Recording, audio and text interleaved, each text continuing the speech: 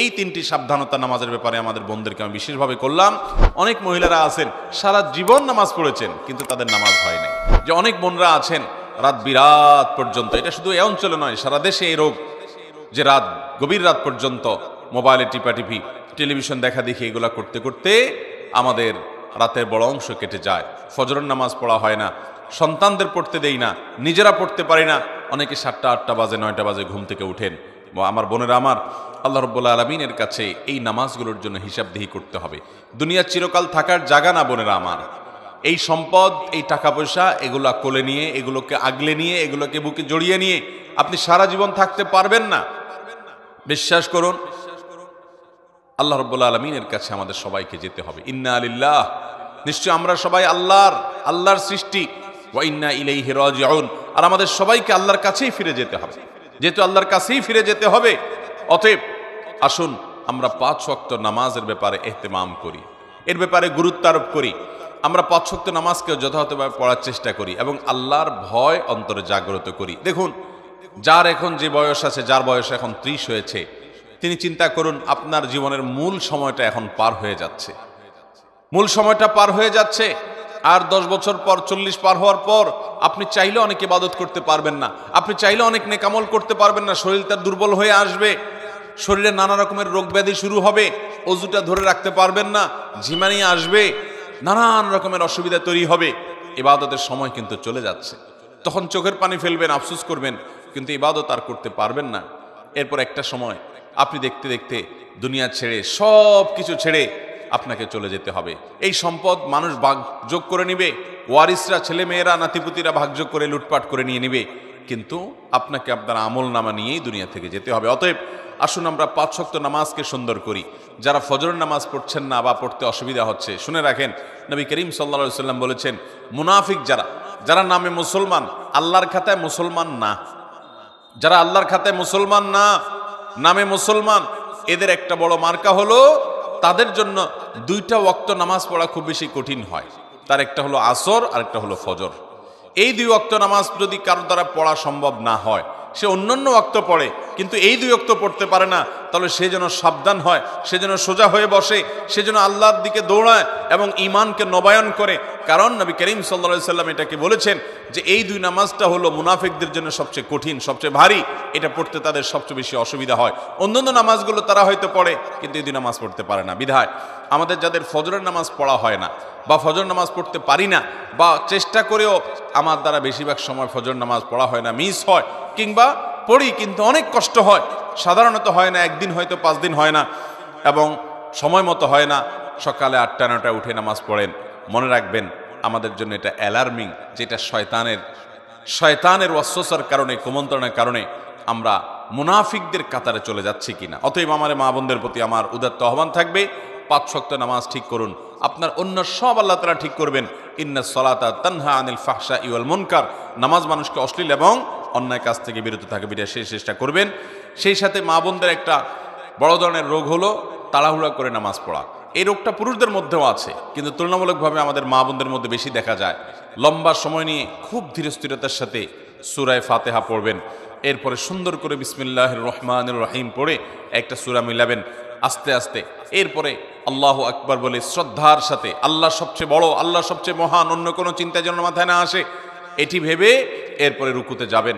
রুকুতে গিয়ে পিঠ সোজা করে রুকুতে গিয়ে তারপরে এবার তাসবিহ পড়বেন, সুবহান রাব্বিয়াল আযীম, মুহাব্বতের সাথে আমার মহান রবের পবিত্রতা জ্ঞাপন করছি, সুবহান রাব্বিয়াল আযীম, আমার মহান রবের পবিত্রতা জ্ঞাপন করছি, সুবহান রাব্বিয়াল আযীম, আমার মহান পালনকর্তার পবিত্রতা জ্ঞাপন করছি। এভাবে আস্তে আস্তে তাসবিহ নিবেদন করে এরপর আস্তে আস্তে আবার রুকু থেকে উঠে সোজা হয়ে দাঁড়াবেন টান হয়ে। এরপর আবার আস্তে আস্তে আপনি আল্লাহু আকবার বলে সিজদায় যাবেন। খুব ধীরে ধীরে সিজদায় গিয়ে লম্বা সময় নিয়ে, যত বেশি লম্বা সময় দিতে পারেন তত ভালো, তত বেশি আপনার নামাজ সুন্দর হবে। সুবহান রাব্বিয়াল আলা, আস্তে আস্তে পড়েন, তাড়াহুড়া না। এরপর আবার সুবহান রাব্বিয়াল আলা, আবার একটু সময় নিয়ে সুবহান রাব্বিয়াল আলা, আমার সর্বোচ্চ সর্বমহান আল্লাহ রাব্বুল আলামিন, রব যিনি আমার পালনকর্তা, যার হাতে আমার জীবন মরণ রিজিক সবকিছু, তার জন্য পবিত্রতা জ্ঞাপন করছি। এভাবে তাসবিহ পেশ করে এরপরে আস্তে আস্তে আল্লাহু আকবার বলে বসেন। বসে আবার দোয়া পড়েন, রব্বিগফিরলি ওয়ারহামনি ওয়াহদিনি ওয়াআফিনি ওয়ারফানি ওয়াজবুরনি ওয়ারযুকনি। আপনি দোয়াগুলো আস্তে আস্তে পড়েন, এরপরে আবার সিজদা যান। এভাবে ধীরে স্থিরতার সাথে নামাজ পড়েন। আমাদের মা বোনদের বেশিরভাগই নামাজ পড়েন কিন্তু হুলস্থুল করে। যারা নামাজ পড়েন দেখা যায় খুব তাড়াহুড়া করে নামাজ পড়েন। মনে রাখবেন, তাড়াহুড়া করে যে নামাজ পড়ে নবী করিম সাল্লাল্লাহু আলাইহি সাল্লাম বলেছেন সে হলো সবচেয়ে নিকৃষ্ট চোর। কারণ রুকু সিজদা সে চুরি করে, এমনভাবে দেয় মনে হয় যে সে ফাঁকি দিতে চাচ্ছে, তাড়াহুড়া করে কোনো রকম পার করে চলে যেতে চাচ্ছে। এই জন্য নবী সাল্লাল্লাহু আলাইহি সাল্লাম বলেছেন সবচেয়ে নিকৃষ্ট চোর হলো এই রুকু সিজদা যে চুরি করে সে মহিলা। ঠিক একইভাবে সে পুরুষ বা মহিলা যেই হোক। ঠিক একইভাবে কোনো কোনো হাদিসে আসছে যে কিছু মানুষ তাড়াহুড়া করে নামাজ পড়ে, নামাজের ভিতরে মনোযোগ নাই, দ্রুততার সাথে নামাজ শেষ করে, অন্য সব কাজ খুব ঠান্ডা মাথায়, টেলিভিশনটা খুব ধীরে স্থিরতার সাথে দেখেন, হ্যাঁ, নিজের স্বামীর সাথে কথাটা খুব ঠান্ডা মাথায় করেন, আলাপ সালাপটা খুব ধীরে ধীরে করেন, অন্য সব কাজ খাওয়ার সময় খুব মজা করে রসিয়ে রসিয়ে চিবিয়ে চিবিয়ে ভালো করে খান, কিন্তু নামাজ পড়ার সময় আপনি তাড়াহুড়া করেন, আল্লাহর কাছে কি জবাবদিহি করবেন? এই নামাজ, যে নামাজের হক আদায় করা হয় না, এই নামাজটা কোনো কোনো ক্ষেত্রে আল্লাহ পর্যন্ত পৌঁছবে না। এটা ময়লা ময়লা কাপড় চোপড় যেরকম পেঁচিয়ে নিক্ষেপ করা হয়, এরকম নামাজের মুখের দিকে নিক্ষেপ করা হতে পারে। এই জন্য আমার মোহতারাম বোনেরা, আপনাদেরকে বলছি, মোহতারামা বোনেরা, আপনাদের নামাজগুলোকে, আমাদের নামাজগুলো আমাদেরকে সুন্দর করতে হবে। খুব ধীরে ধীরে নামাজ পড়বেন এবং লম্বা কেরাতে, লম্বা রুকুতে, লম্বা সিজদাতে নামাজ পড়বেন। তাড়াহুড়া করবেন না, আল্লাহর মহব্বতের সাথে নামাজ পড়বেন এবং সময় মতো নামাজ পড়বেন। আমাদের মা বোনদের একটা বড় ত্রুটি হলো যে বেশিরভাগ মা বোনরা গৃহস্থলী কাজকর্মে ব্যস্ত থাকার কারণে জোহরের নামাজটা প্রায় আসরের কাছাকাছি যায় পড়ে। কারণ রান্না বাড়া শেষ করে ছেলে মেয়েদেরকে খাওয়ানোর পর, তাদেরকে গোসল টোসল দেওয়ানোর পর, নিজে গোসল টোসল করে সব গোছায়ে সামলায়ে তারপর তিনি দেখা যায় নিজে নামাজ পড়তে যান। ততক্ষণ দেখা যায় 3টা বেজে যায়, সোয়া 3টা বেজে যায়, অনেক সময় আসর ওয়াক্ত হয়ে যায়, আসর ওয়াক্তের কাছাকাছি হয়ে যায়। এটা খুবই ভয়াবহ একটা বিষয়। অনেক মহিলা আছে আমাদের দেশে যে সারা জীবন তাদের জোহরের নামাজটা হয় একেবারে শেষ ওয়াক্তে। মনে রাখবেন, নবী করিম সাল্লাল্লাহু আলাইহি সাল্লামকে জিজ্ঞাসা করা হয়েছিল সবচেয়ে উত্তম নামাজ কোনটা, সবচেয়ে উত্তম আমল কোনটা? তিনি বলেছেন আস-সালাতু লি আউয়ালি ওয়াক্তিহা, ওয়াক্ত হওয়ার পর শুরুর দিকে নামাজ আদায় করা, এটা হলো সবচেয়ে উত্তম আমল। অতএব আপনারা এই আমলটার ব্যাপারে খুব বেশি যত্নশীল থাকবেন, খুব বেশি মনোযোগী হবেন এবং আল্লাহর জন্য নামাজকে সুন্দর করবেন। আল্লাহ তাআলা আপনাদেরকে সেই তৌফিক দান করুন। সেই সাথে নামাজের ব্যাপারে আমাদের মা বোনদেরকে একটি বিষয় আমি সাবধান করতে চাই, সেটা হলো যে আপনারা অনেকে নামাজ পড়েন কিন্তু নামাজের একটা ফরজ হলো সতর ঢাকা। এই সতর ঢাকাতে আপনাদের প্রচুর পরিমাণে ত্রুটি থাকে। নামাজের জন্য যে সতর ঢাকতে হবে সেটা হলো পুরুষরা তো নাভি থেকে হাঁটু পর্যন্ত ঢাকতেই হবে, সেই সাথে কাঁধের উপরও কাপড় থাকতে হবে। হাদিস থেকে বোঝা যায় পরিষ্কারভাবে মূল হলো নাভি থেকে হাঁটু, এইটুকু হলো সতর। পাশাপাশি কাঁধের উপর রাখাটা পুরুষদের জন্য আপনার কর্তব্য, কিন্তু মূল সতরের বাইরে। কিন্তু মহিলাদের জন্য সতর হলো একেবারে মাথা থেকে পা পর্যন্ত। নামাজের সময় পুরো শরীর তাদের ঢেকে নামাজ পড়তে হবে, শুধু মুখমণ্ডল চেহারাটা খোলা থাকবে, 2 হাতের কবজি খোলা থাকবে এবং পায়ের পাতার তলার অংশ এটি খোলা থাকবে। এছাড়া পুরো শরীর তাদেরকে ঢেকে রাখতে হবে, এমনকি গলা, পিঠ, বুক এবং কাঁধ এবং হাতের যে গোছা আছে সেটা, কনুই টনুই, এগুলা সব, এমনকি মাথার চুল, এগুলা সবগুলা কিন্তু ঢাকতে হবে। আমাদের অনেক মহিলারা আছেন, অনেক মা বোনরা আছেন, মা চাচিরা আছেন, যারা দেখা যায় এখনো আপনার শাড়ি পরে নামাজ পড়েন, তার উপরে কোনো ওড়না পড়েন না। আপনি শাড়ি পরে নামাজ পড়েন কিন্তু তার উপর আপনাকে একটা বড় ওড়না বা কিছু দিয়ে আপনার পুরো শরীরকে ঢাকার চেষ্টা করতে হবে। শুধু শাড়ি পরে নামাজ পড়লে আপনার হাতের কোনোই দেখা যাবে, আপনার পেট বা পিঠের বা কিংবা কাঁধের কিছু অংশ আপনার দেখা যেতে পারে, চুলগুলা বের হয়ে যেতে পারে। যদি আপনার পুরো নামাজ জুড়ে এরকম শরীরের সমস্ত অঙ্গ প্রত্যঙ্গ খোলা থাকে, আপনার নামাজ হবে না। অনেক মহিলারা আছেন সারা জীবন নামাজ পড়েছেন কিন্তু তাদের নামাজ হয় নাই। অতএব আমাদেরকে মনে রাখতে হবে, মাথা থেকে পা পর্যন্ত মহিলারা নামাজের জন্য পুরো শরীরকে ঢেকে নামাজ পড়বেন, এটি তাদের জন্য ফরজ। এটি না হলে তার ফরজ তরক হবে, নামাজই হবে না। বিধায় এই 3টি সাবধানতা নামাজের ব্যাপারে আমাদের বোনদেরকে আমি বিশেষভাবে করলাম।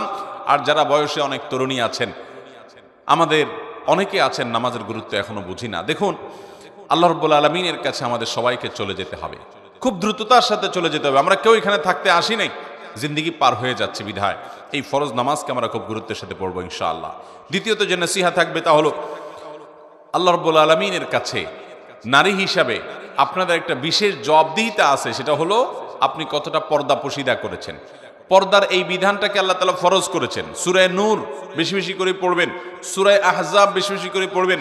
এই দুই সূরাতে পর্দার বিধানগুলো আল্লাহ তাআলা বিস্তারিত পুঙ্খানুপুঙ্খ আলোচনা করেছেন।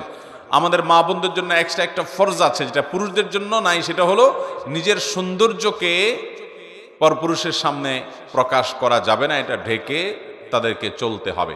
পুরুষদের জন্য যে নির্দেশ আছে এই সংশ্লিষ্ট, সেটা হলো তারা চোখের হেফাজত করবে, চোখকে অবনত করবে। কিন্তু মা বোনদের জন্য নির্দেশ হলো তারা নিজেদের এই সৌন্দর্য, আল্লাহর দেয়া সৌন্দর্য অর্থাৎ পুরো শরীরকে তারা ঢেকে ঢুকে রাখবে। নবী করিম সাল্লাল্লাহু আলাইহি ওয়াসাল্লাম বলেছেন, আলমারআতু আওরা, একজন নারী পুরাটাই হলো আবৃত রাখতে হয় তার নিজেকে।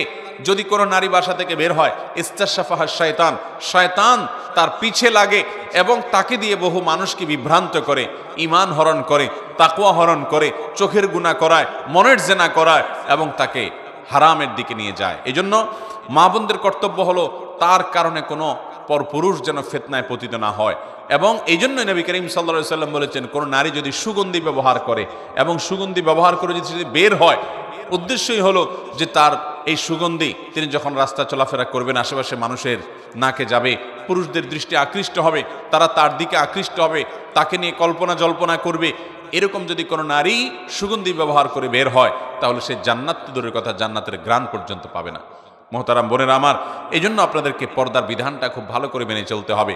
কোনো পুরুষের সাথে আপনার যদি কথা বলার দরকার হয়, আপনি 100 বার বলবেন, কিন্তু সেটা হলো প্রয়োজন মতো। অপ্রয়োজনীয় আলাপ করা যাবে না, বেহুদা আলাপ করা যাবে না, কেমন আছেন, কি খাইছেন, অপ্রয়োজনীয় কথা বলবেন না। কোনো দরকার হলো তো আপনি কেনার দোকানদারের কাছে কথা বলতে হলো, তো আপনি কথা বলবেন। কিন্তু সেখানে আবার অনেক মা বোনরা আছেন, অন্য পুরুষের সাথে কথা বলার সময় কৃত্রিম সুরে কথা বলেন, একটু মিষ্টি সুরে কথা বলেন, একটু কোমল কণ্ঠে কথা বলেন, একটু নিজের কণ্ঠটার ভিতরে বিশেষ মাধুর্যতা এনে কথা বলার চেষ্টা করেন। কোরআনে কারিমে আল্লাহ রাব্বুল আলামিন স্পষ্ট নিষেধ করেছেন যে তোমরা যখন পরপুরুষের সাথে কথা বলার দরকার হবে, কোনো প্রয়োজনে তোমরা কথা বলবে, ফালা তাখদা'না বিল কওল, তখন তোমরা কথাকে কোমল করে বলবে না, কথার ভিতরে কোমলতা সৃষ্টি করবে না, বরং স্বাভাবিকভাবে কথা বলবে। ওয়াকুলনা কাওলাম মারুফা, স্বাভাবিক কথা বলতে হবে। আমাদের বোনরা, মায়েরা অনেকে এই পর্দার বিধানগুলোকে লঙ্ঘন করেন। সোশ্যাল মিডিয়াতে অনেক মেয়েরা আছেন, নিজেদের ছবি, উন্মুক্ত ছবি আপনারা তুলে সেটাকে আপলোড করেন, আপনার স্বামীর সাথে ছবি আপলোড করেন, আপনি নিজের ছবি আপলোড করেন, বান্ধবীরা একসাথে হয়ে আপলোড করেন। আপনি একজন প্রাপ্তবয়স্কা নারী হওয়ার পর, আপনি বয়স্ক বা প্রাপ্তবয়স্ক হওয়ার কাছাকাছি পৌঁছে গেছে আপনার মেয়ে, সেই মেয়ের ছবি তুলে আপনি ফেসবুকে আপলোড করলেন। তাহলে সেক্ষেত্রে আপনাদের ছবি দেখে যত পুরুষ চোখের জেনায় লিপ্ত হবে, তারা সবাই তো তাদের অপরাধ করবেই। আপনারা যারা নিজেদের ছবি আপলোড করেছেন, আপনি শুধুমাত্র এই ছবি আপলোড করে যত মানুষ চোখের জেনা করছে, তাদের সবার সমপরিমাণ গুনাহের ভাগীদার আপনাকে হতে হবে। ঠিক একইভাবে দেখা যাবে এই ছবি আপনি আপলোড করার পর আপনার এখান থেকে কতজন কপি করে নিয়ে গেছে, কত বাজে বাজে জায়গায় ব্যবহার করেছে, কত পুরুষরা সেটা দেখছে, কতজন এটা দেখে আপনাকে নিয়ে মনে মনে জেনা করছে, এর সবগুলোর পাপের ভাগীদার কিন্তু আপনাকে হতে হবে। একজন নারী, মুসলিম নারী, তার সম্ভ্রম, তার ইজ্জত অনেক দামি। তিনি চিন্তা করবেন আমাকে নিয়ে কেউ বাজে চিন্তা করতে পারে, এমন কোনো জায়গায় আমি নিজেকে উপস্থাপন করব না। আপনি যখন আপনার ছবিকে ফেসবুকে ছেড়ে দিবেন, টুইটারে ছেড়ে দিবেন, অনেক বোনরা আছেন যে আজকাল দেখা যায় টিকটকে নিজেদের ভিডিও ছেড়ে দেন, ফেসবুকে নিজেদের ভিডিও ছবি ছেড়ে দেন, নিজেদের ব্যক্তিগত পারিবারিক বিষয়াবলীগুলোকে ছেড়ে দেন। আপনার শরীর, আপনার শরীরের সৌন্দর্য, এটা আপনি যারা পরপুরুষ তাদের সামনে আপনি দেখার সুযোগ করে দিয়েছেন, এটা আপনার আত্মসম্মান বোধ পরিপন্থী যে আপনাকে নিয়ে বাজে জল্পনা করার সুযোগ আপনি করেছেন। এবং বাজে জল্পনা যে আপনাকে নিয়ে হবে এই ব্যাপারে কোনো সন্দেহ নাই, কারণ আল্লাহ তাআলা সৃষ্টি করেছেন এরকম যে নারীদের প্রতি পুরুষদেরকে আকৃষ্ট করেছেন। অতএব আকৃষ্ট হওয়ার প্রবণতা পুরুষদের মধ্যে আছে, এই জন্য পুরুষরা তাদের চোখকে হেফাজত করবে, আর মা বোনরা তাদের ইজ্জত এবং সম্ভ্রমকে রক্ষা করার জন্য তাদের ব্যক্তিত্ব এবং আত্মসম্মান বোধের জায়গা থেকে তারা পর্দার বিধান মেনে চলবেন। পর্দা করা ফরজ মেয়েদের জন্য। এই ফরজ বিধান না মানার কারণে অনেক বোনরা জাহান্নামে যাবে। নবী করিম সাল্লাল্লাহু আলাইহি সাল্লাম নারীদের জন্য যে শর্ট সিলেবাস দিয়েছেন, 4টি কাজ করার মাধ্যমে নারীরা জান্নাতি হতে পারেন, তার ভিতরে একটি কাজ হলো যে ওয়াহাফিজাত ফারজাহা, কোন নারী যদি তার সম্ভ্রমকে, ইজ্জতকে হেফাজত করেন। আজকাল অনেক বোনরা আছেন, এখানে আমাদের অনেক তরুণী মেয়েরা আছেন যারা ফেসবুকে ছেলেদেরকে ফ্রেন্ড লিস্টে ঢুকান। ফেসবুকে আপনাদের শত শত ছেলে বন্ধু আছে তথাকথিত, এটা শয়তানের সবচেয়ে বড় অস্ত্র। আপনি এই ছেলে বন্ধুদের সাথে তাদের ফেসবুকে, তাদের আইডিতে গিয়ে কমেন্ট করেন, তাদের আইডিতে তাদের পোস্টে আপনি লাইক করেন, তারা আপনার এখানে লাইক কমেন্ট করে, এবং দেখা যায় মাঝে মধ্যে একটু রসিকতা সুলভ কথা হয়। প্রথমে হয়তো দরকারি কথা হয়, এরপর আস্তে আস্তে রসিকতা সুলভ কথা হয়, এরপর আস্তে আস্তে মনের অজান্তে আপনি হয়তো জেনার দিকে চলে যাচ্ছেন। সরাসরি জেনায় হয়তো প্রথমে যাবেন না, জল্পনা কল্পনার জেনা শুরু হয়, এরপর আস্তে আস্তে মূল জেনার দিকে মানুষ চলে যায়। মূল জেনার দিকে যদি নাও যায়, শুধু জল্পনা কল্পনা করার কারণে আপনার আল্লাহর কাছে জেনার গুনাহ আপনার আমলনামায় লেখা হবে। অনেক বোনরা আছেন যারা এই কাজগুলো করেন, অনেক ভাইরা আছেন, এটা যেহেতু বোনদের মজলিস এবং মেয়েরা আমাদের কথা শুনছেন, সেজন্য আপনাদেরকে বলছি, আল্লাহরও আস্তে আল্লাহ আপনাকে একটা আত্মমর্যাদা দিয়েছে। আপনি মুসলিম নারী, আপনি সম্ভ্রান্ত, আপনি রাস্তার বেহায়া নারীর মতো নন, আপনি একজন সম্ভ্রান্ত, আপনার ইজ্জত এবং সম্মান আছে। আপনার ফেসবুক ফ্রেন্ড লিস্টে যদি